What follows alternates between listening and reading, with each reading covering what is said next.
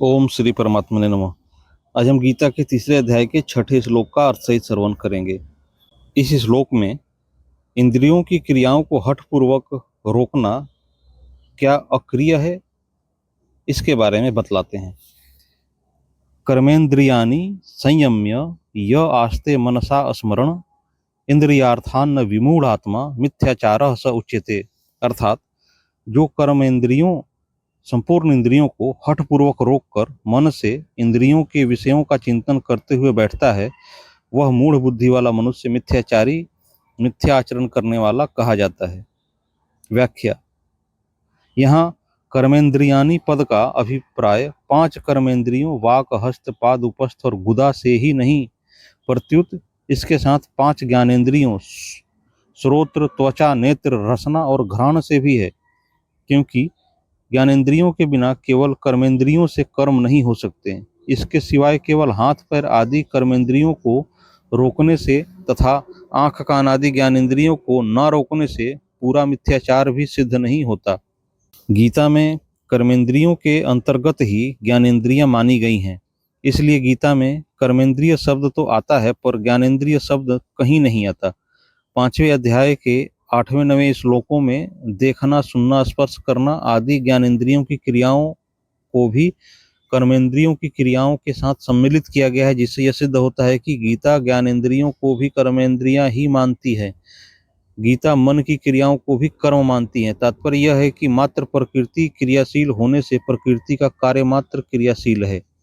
यद्यपि संयम्य पद का अर्थ होता है इंद्रियों का अच्छी तरह से नियमन, अर्थात उन्हें वश में करना, तथापि यहाँ इस पद का अर्थ इंद्रियों के वश में करना न होकर उन्हें हठपूर्वक बाहर से रोकना ही है। कारण कि इंद्रियों के वश में होने पर उसे मिथ्याचार कहना नहीं बनता। मूढ़ बुद्धि वाला अर्थात सत असत के विवेक से रहित मनुष्य बाहर से तो इंद्रियों की क्रियाओं को हठपूर्वक रोक देता है, पर मन से उन इंद्रियों के विषयों का चिंतन करता रहता है और ऐसी स्थिति को क्रिया रहित मान लेता है। इसलिए वह मिथ्याचारी अर्थात मिथ्या आचरण करने वाला कहा जाता है।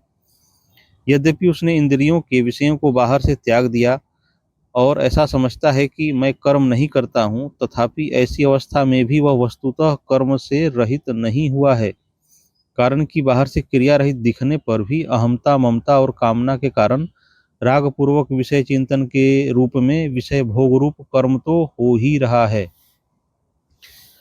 सांसारिक भोगों को बाहर से भी भोगा जा सकता है और मन से भी। बाहर से राग पूर्वक भोगों को भोगने से अंतःकरण में भोगों के जैसे संस्कार पड़ते हैं, वैसे ही संस्कार मन से भोगों को भोगने से अर्थात राग पूर्वक भोगों का चिंतन करने से भी पड़ता है। बाहर से भोगों का त्याग तो मनुष्य विचार से, लोक लिहाज से और व्यवहार में गड़बड़ी आने के भय से भी कर सकता है, पर मन से भोग भोगने में बाहर से कोई बाधा नहीं आती। अतः वह मन से भोगों को भोगता रहता है और मिथ्याभिमान करता है कि मैंने भोगों का त्याग कर दिया है। मन से भोग भोगने से विशेष हानि होती है, क्योंकि इसके सेवन का विशेष अवसर मिलता है। अतः साधक को चाहिए कि जैसे वह बाहर के भोगों से अपने को बचाता है, उनका त्याग करता है, ऐसे ही मन से भोगों का चिंतन भी विशेष सावधानी से त्याग करे। अर्जुन भी कर्मों का स्वरूप से त्याग करना चाहते हैं और भगवान से पूछते हैं कि आप मुझे घोर कर्म में क्यों लगाते हैं।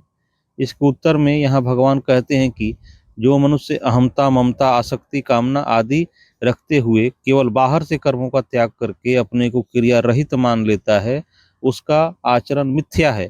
तात्पर्य यह है कि साधक को कर्मों का स्वरूप से त्याग न करके उन्हें कामना आसक्ति से रहित होकर तत्परता पूर्वक करते रहना चाहिए। परिशिष्ट भाव। सांसारिक भोगों को बाहर से भी भोगा जा सकता है और मन से भी। बाहर से भोग भोगना और मन से उनके चिंतन का रस सुख लेना, दोनों में कोई फर्क नहीं है। बाहर से राग पूर्वक भोग भोगने जैसा संस्कार पड़ता है, वैसे ही संस्कार मन से भोग भोगने से अर्थात मन से भोगों के चिंतन में रस लेने से पड़ता है।